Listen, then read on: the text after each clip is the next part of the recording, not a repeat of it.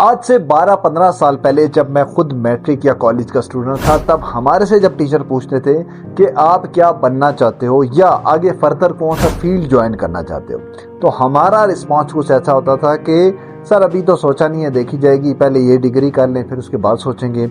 या कुछ ऐसा था कि सर देखते हैं, दोस्तों से डिस्कस करेंगे, जहाँ कोई किसी दोस्त ने मेरा एडमिशन ले लिया वहाँ हम ले लेंगे, या जो हमारे घर के ज़्यादा करीब है वहाँ पे ले लेंगे, ऐसा कर लेंगे, फिर देखेंगे क्या करना है। तो इतना ज़्यादा डायरेक्शन लेस हम चल रहे थे, मतलब कोई आइडिया नहीं है कि किस चीज़ का स्कोप है, क्या मुझे सूट करता है, क्या मुझे सेलेक्ट करना चाहिए, कुछ आइडिया नहीं था। सो अभी मैं सिचुएशन जब देखता हूँ कि स्टूडेंट से मैं जब पूछता हूँ, अब मैं इस स्टेज पे हूँ कि मैं टीचर हूँ, मैं स्टूडेंट से पूछता हूँ तो ऑलमोस्ट 90% का अभी भी यही हाल है। मतलब अभी तक वो अनक्लियर हैं कि उन्होंने किस फील्ड में जाना है, क्या उनके लिए बेस्ट है, क्या उन्होंने सोचा हुआ, कुछ भी नहीं सोचा हुआ, मतलब कंफर्म ही नहीं है कुछ। तो अगर आप भी उनमें से हैं तो ये वीडियो आपके लिए है। किस तरह से हम अपना फील्ड डिसाइड कर सकते हैं, किस तरह से हम अपना ऐसा फील्ड डिसाइड कर सकते हैं जो कि हमें भी सूट करेगा। ऐसा नहीं है कि सिर्फ उसका स्कोप है या उसका बड़ा नाम है या उसकी बड़ी डिमांड है, सिर्फ ये चीज़ नहीं है कि आपको क्या सूट करता है, वो हम डिसाइड करेंगे इस पूरी वीडियो में, स्टेप बाय स्टेप चलेंगे। सबसे पहली बात करेंगे उसकी रीजंस के ऊपर कि क्यों ये चीज़ होती है, क्योंकि रीजंस डिस्कस करना इसलिए ज़रूरी है। आप सबसे पहले अपनी रीज़न आइडेंटिफाई करेंगे। मैं आपको फॉर एग्जांपल 3-4-5 रीजंस बताता हूँ, उसमें से हर एक का केस डिफरेंट हो सकता है। कोई ऐसा हो जो फैमिली प्रेशर की वजह से कर रहा हो सकता है दूसरे के लिए वो केस ना हो।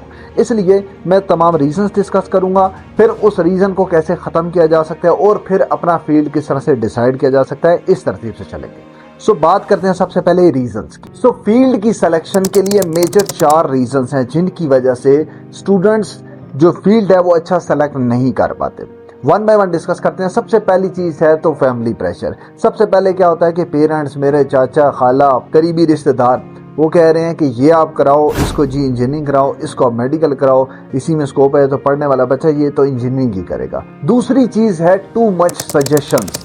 मतलब अगर आपको कोई एक दोस्त कह रहा है कि अच्छा ये कर लेते हैं, इसमें बड़ा स्कोप है, इसमें मैंने देखा है कि इस तरह से लोग आगे ग्रो कर रहे हैं, बड़ा जल्दी ग्रो कर रहे हैं, तो ये कर लेते हैं। किसी और ने कहा नहीं नहीं इसमें स्कोप नहीं है, ये कर लेते हैं, ये आसान भी है, दूसरा वाला तो बड़ा मुश्किल है, उसमें तो बड़ा टाइम लगेगा। मतलब जब बहुत ज़्यादा सजेशंस हो जाते हैं तो दूसरी वजह ये बनती है कि वहाँ पे भी स्टूडेंट क्या हो जाता है, कंफ्यूज हो जाता है। तीसरी क्या वजह? तीसरी वजह है कि आपका किसी को देख के कॉपी करना। मतलब आप क्या करते हो कि इसको देखा, यार ये तो उसने 6 महीने में इतना जल्दी ग्रो कर लिया, इसने तो बड़े अर्निंग करनी शुरू कर दी है। उसके अलावा किसी और को देखा, अच्छा ये तो उससे भी जल्दी ग्रो किया, मैं ये शुरू कर देता हूँ। ये नहीं देखेंगे कि क्या उसका उसमें इंटरेस्ट था, क्या उसमें कितनी उसमें ज़्यादा वो स्किलफुल था उसमें, ये नहीं देखेंगे। बस जस्ट क्या करेंगे कि कॉपी करना शुरू कर देंगे। तो तीसरी वजह ये बनती है। और चौथी वजह बनती है लैक ऑफ अवेयरनेस। मतलब उन्हें इतना ज़्यादा पता ही नहीं होता कि फील्ड करना क्या है, क्या शौक है, यहाँ तक कि ये भी नहीं पता कि उनका अपना क्या शौक है। ये भी बहुत बड़ी कन्फ्यूजन है कि स्टूडेंट से पूछो ना कि अच्छा आप क्या, आपको पसंद है कि क्या करना, कहता सर मुझे यही नहीं पता कि मैं क्या, मुझे करना पसंद है, या कौन सी ऐसी फील्ड है जिसमें आप काम कर सकते हैं, जिसको अपना प्रोफेशन डिसाइड कर सकते हैं, तो यही नहीं पता। तो ये चारों वजह, इन पे वन बाय वन बात करेंगे। और फिर बात करेंगे फील्ड की कौन कौन सी अपॉर्चुनिटीज़ हैं, किस तरह से आपने डिवाइड करना है, किस तरह से आपने लिखना है। अब बात करेंगे इनके सॉल्यूशंस पे भी, लेकिन उसके साथ मैं एक चीज़ आपको बताऊंगा कि किस तरह से आपने पहले सारा फील्ड शॉर्ट लिस्ट कर लेना है, उसके बाद इसके सोल्यूशन पे करेंगे बात, तब आपको समझ भी आएगी कि हाँ ये मेरे सारे मसले हैं, ये कैसे हल हो सकते हैं। सबसे पहले आपको ये पता होना चाहिए इसमें 4 कैटेगरीज हैं। आपकी जो प्रोफेशन का डिसाइड करने की, उसकी भी 4 कैटेगरीज हैं।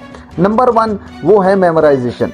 जिसकी मेमोरी अच्छी है, जिसको याद करना अच्छा रहता है, वो कौन से फील्ड सेलेक्ट करेगा, वो यहाँ पे स्क्रीन पे भी शो हो रहे होंगे, वो शो करेगा, वो सारे इन फील्ड में से कोई डिसाइड करेगा। मतलब इसमें वो CSS भी आ सकता है, इसमें आपका आ जाता है लॉ का भी आ जाता है, बायो की भी कई फील्ड आ जाती है। मतलब ये सारे वो फील्ड है जिसमें याद करने वाला काम ज़्यादा होता है। कोई ऐसा बच्चा जिसको याद करने का मसला नहीं होता, ठीक है मुझे इतना काम दो, मैं इतने टाइम में कर लूँगा, मेरी मेमोरी अच्छी है, तो वो इस फील्ड की तरफ जाए। जिसकी मेमोरी अच्छी नहीं है, जिसे पता है कि भाई मैं याद करूँगा, मुझे फिर 2 दिन बाद भूल जाना है, वो कभी भी इन फील्ड्स में नहीं जाए। दूसरे नंबर पे आ जाते हैं कि कम्युनिकेशन स्किल। जिनकी कम्युनिकेशन स्किल्स अच्छी है वो इन फील्ड्स की तरफ जाएं।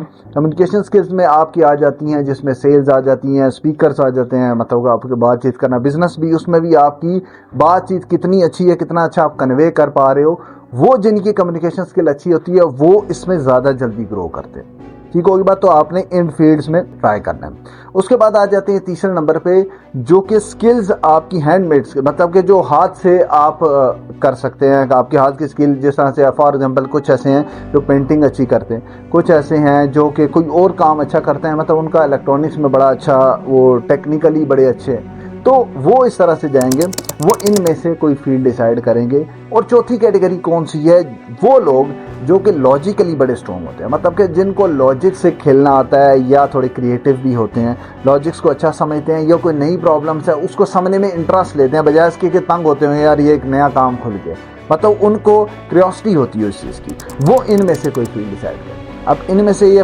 फील्ड आपके आ जाते हैं, कंप्यूटर के भी आप बहुत सारे फील्ड आ जाते हैं इसमें, सॉफ्टवेयर के, या ये सारे फील्ड भी आ जाते हैं, या और भी जो आपके सारे स्क्रीन पे शो हो रहे हैं, इनमें से आप इस तरफ जाओ, ये आपके लिए ज़्यादा बेहतर होगा। अब अगर आपके पास ये सारी कैटेगरीज आ गई, आपने करना क्या है, फील्ड कैसे डिसाइड करना है, और जिस तरह से मैंने बताया था कि आपके जो सारे प्रॉब्लम्स हैं उनका सोल्यूशन बीसी में बताऊंगा।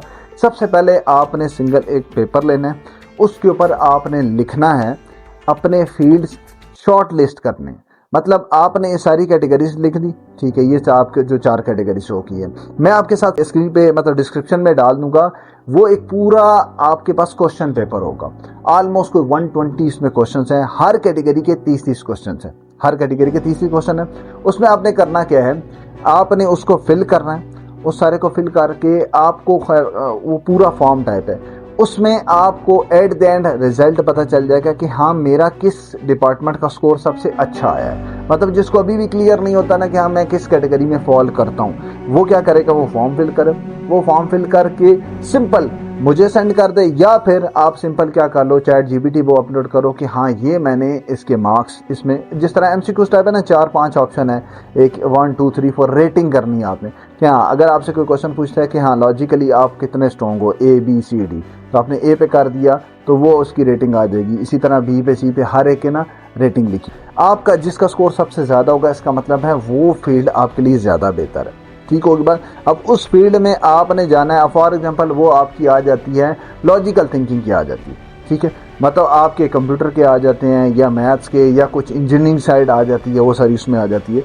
इसका मतलब है आप इंजीनियरिंग पे आ गए हो, अब आपकी वो कैटेगरी आ गई, अब आपने पेज पे जो लिखना है सिर्फ उस डिपार्टमेंट की चीज़ें लिखनी, मतलब इंजीनियरिंग में क्या क्या ऑप्शन है, सॉफ्टवेयर इंजीनियरिंग है या मैकेनिकल है, इलेक्ट्रिकल, जो भी है वो आपने लिख लेने, फिर उसमें शॉर्ट लिस्ट आउट करते जाना है कि इसमें से आपका कौन सा आपको लगता है कि इसमें ज़्यादा इंटरेस्ट आपका है। फॉर एग्जांपल मैं आपको काम दे रहा हूँ क्लास में, आप पढ़ रहे हो मैथ, फिजिक्स, केमिस्ट्री, तीनों सब्जेक्ट पढ़ रहे हो, आप कोई ऐसा सब्जेक्ट है जो आप जल्दी भी कर लेते हो, ठीक है, और उसमें तंग भी नहीं होते, ऐसा नहीं है कि यार अब ये भी करना पड़ेगा, ये वाली सूरत हाल ना हो, मतलब ये हो कि चलो फिजिक्स का वो तो मैं कर लूँगा, वो तो आसानी से कर लूँगा, इसका मतलब आपका उसमें इंटरेस्ट है, समझ आ रही बात, इसका मतलब आपको उसमें इंटरेस्ट है, क्योंकि जो स्टूडेंट भी ऐसे सेलेक्ट करता है ना कि यार इस चीज़ का स्कोप ही नहीं है, या इसका स्कोप है तो मैं ये करता हूँ, और अपने इंटरेस्ट का और अपनी स्किल का देखते ही नहीं है कि मैं इसमें कितना स्ट्रॉन्ग हूँ, वो सबसे बड़ी गलती करते हैं। क्यों?